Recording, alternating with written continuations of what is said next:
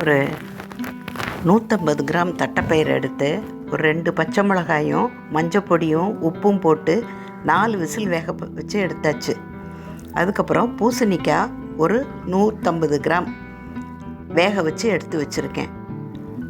தேங்காயை கொஞ்சம் ஜீரகம் போட்டு அரைச்சி வச்சுருக்கேன். தேங்காய் பால் எடுத்து வைக்கிறனாலும் வச்சுக்கலாம்.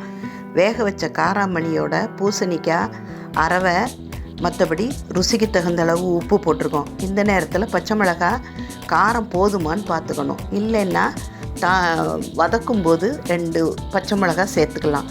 தேங்காய் எண்ணெய் எடுத்திருக்கேன். இது ஃப்ரீடம் அப்படிங்கிறது ஜெயிலில் கைதிகள் தயாரிக்கக்கூடிய செக்கெண்ணெய். ஜீரகமும் ஒரு மிளகாய் வத்தலும் கடுகு கொஞ்சமும் தாளித்து கருவேப்பிலை நிறையவே போடலாம். என்கிட்ட குறையா இருந்தது, தாளித்து போட்டுட்டோம். இதோட வேணும்னா இப்போ தான் பச்சை மிளகாய் வதக்கி சேர்த்துக்கணும்.